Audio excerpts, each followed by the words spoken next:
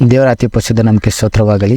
ಈ ಉದಯ ಕಾಲದಲ್ಲಿ ನಾವು ಧ್ಯಾನಕ್ಕಾಗಿ ಆರಿಸಿಕೊಂಡಿರುವ ಸತ್ಯವೇದ ಭಾಗವು ಯೆಹೆಜ್ಕೇಲನು 15ನೇ ಅಧ್ಯಾಯ 1-8.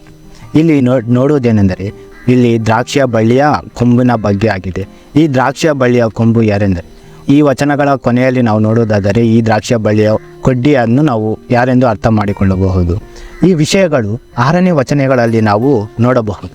ಅದೇ ರೀತಿಯಾಗಿ ಇದು ಹಳೆ ಒಡಂಬಡಿಕೆಯಲ್ಲಿ ನಾವು ಸಂಘಟನೆಯನ್ನು ನೋಡಬಹುದು. ಸೊದೋಗೊಮರ ನಗರದಲ್ಲಿ ನಾವು ಈ ದೇವರನ್ನು ಮುನ್ನೆಚ್ಚರಿಕೆಯಾಗಿ ನಾಶ ಮಾಡಲು ಹೇಳಿದಾಗ ಅವರು ಅದನ್ನು ಕೇಳಲಿಲ್ಲ. ಅದೇಕೆಂದರೆ ಸೊದೋಗೊಮರ ನಗರದಲ್ಲಿಯೂ ಪ್ರಜೆಗಳು ಅಲ್ಲಿ ಪಾಪದಿಂದ ಮುಳುಗಿ ಹೋಗಿರುವುದರಿಂದ ಅವರು ಕೇಳದೆ ಹೋದರು. ಅದೇ ರೀತಿಯಲ್ಲಾಗಿ ಇಲ್ಲಿ ನೋಡುವುದಾದರೆ ಯೆರೂಸಲೇಮಿನಲ್ಲಿರುವ ಜನರು ನಾವು ಅತಿ ಪಾಪದಿಂದ ನಾವು ಮುಳುಗಿದ್ದೇವೆಂದು ಆತನು ಸೂಚನೆ ಮಾಡಿ ಒಂದು ದ್ರಾಕ್ಷಿಯ ಬಳ್ಳಿಯ ಕೊಂಬಿಗೆ ಹೋಲಿಕೆ ಮಾಡಿ ಆತನನ್ನು ತೋರಿಸಿದಾಗಲೇ ಅದೇನೆಂದರೆ, ಅವರು ಅವರ ಇಷ್ಟಾನುಸಾರವಾಗಿ ದೇವರಿಗೆ ವಿರುದ್ಧವಾಗಿ ನಡೆದುಕೊಂಡು ಅಲ್ಲಿ ನೋಡುವುದಾಗಿದೆ.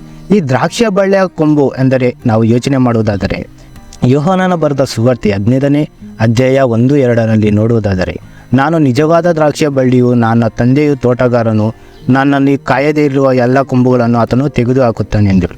ನಾವು ಅದೇ ರೀತಿಯಲ್ಲಿ ನಾವು ನೋಡುವುದಾದರೆ ಅವರನ್ನು ದೇವರಲ್ಲಿ ಒಟ್ಟಾಗಿ ಜೀವಿಸಿ ನಾವು ಒಟ್ಟಾಗಿ ಬೆಳೆದರೆ ನಾವು ನಮ್ಮ ಜೀವಿತದಲ್ಲಿಯೂ ಬೆಳೆಯೋರಾಗುತ್ತೇವೆ.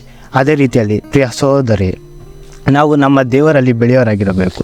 ಅದೇಕೆಂದರೆ ದೇವರು ನಾವು ಮೊದಲು ಮಾಡುವ ಕೆಲಸವೇನೆಂದರೆ ನಾವು ದೇವರಲ್ಲಿ ಬೆಳೆಯೋರಾಗಿದ್ದು ನಮ್ಮ ಜೀವಿತದಲ್ಲಿ ಅಳವಡಿಸಿಕೊಳ್ಳಬೇಕು.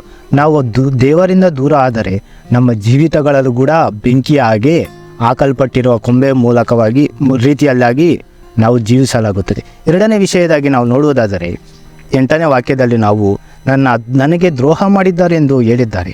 ಯಾಕೆ ಹೇಳಿದ್ದಾರೆ ಅಂದರೆ, ಐಗುಪ್ತ ದೇಶದಲ್ಲಿ ಇತರ ಪಿತೃಗಳಿಂದ ಅವರು ಕಾಪಾಡಿ ಕಾನಾನು ದೇಶಕ್ಕೆ, ಅಂದರೆ ಹಾಲು ಜೇನು ಹರಿಯುವ ದೇಶಕ್ಕೆ ಆತನನ್ನು ಕರೆದುಕೊಂಡು ಹೋಗಿ ಬಿಟ್ಟನು. ಅದ್ಯಾಕೆ ಅಷ್ಟು ಪ್ರೀತಿಯ ಇಷ್ಟಾನುಸಾರವಾಗಿ ಬಿಟ್ಟಾರೆಂದರೆ, ಆತನ ಮಕ್ಕಳಾಗಿರುವ ಇಸ್ರಾಯೇಲರನ್ನು ನನ್ನ ಮಾತು ಕೇಳುತ್ತಾರೆ ಎಂದೇಳಿ ಆಸೆಯಿಂದ ಅವರನ್ನು ನಾವು ಕಾನಾನು ದೇಶಕ್ಕೆ ಕರೆದುಕೊಂಡು ಹೋಗಿ ಬಿಟ್ಟರು. ಅದೇ ರೀತಿಯಲ್ಲಿ ಆದರೆ ಈ ಜನರು ಏನು ಹೇಳುತ್ತಿದ್ದಾರೆ ಅಂದರೆ, ಈ ಜನರ ಇಷ್ಟಾನುಸಾರವಾಗಿ ದೇವರಿಗೆ ವಿರುದ್ಧವಾಗಿ ಮಾಡುತ್ತಾ ನಮಗೆ ವಿರುದ್ಧವಾಗಿದ್ದಾರೆಂದು ಹೇಳಿದ್ದಾರೆ. ಆದರೆ ದೇವರು ಹೇಳುವುದೇನೆಂದರೆ, ತನ್ನ ಪ್ರವಾದಿ ಮೂಲಕವಾಗಿ ನಿನ್ನ ದೇಶವನ್ನು ನಾನು ನಾಶ ಮಾಡುತ್ತೇನೆಂದು ಈ ವಚನಗಳಲ್ಲಿ ನಾವು ನೋಡಬಹುದು. ನಾವು ದೇವರಲ್ಲಿ ಬೆಳೆಯವರಾಗಿದ್ದು ನಾವು ಜೀವನವನ್ನು ಸಾಗಿಸಬೇಕು. 2ನೇ ವಿಷಯದಾಗಿ ನಾವು ನೋಡುವುದಾದರೆ, ದೇವರಲ್ಲಿ ವಿಶ್ವಾಸ ಹೊಂದಿ ನಮ್ಮ ಕ್ರೈಸ್ತ ವಿಶ್ವಾಸದಲ್ಲಿ ಪ್ರಮುಖವಾಗಿರುವ ನಮ್ಮ ವಿಶ್ವಾಸವನ್ನು ಕಾಪಾಡುತ್ತಾ ದೇವರಲ್ಲಿ ಜೀವಿಸಬೇಕು.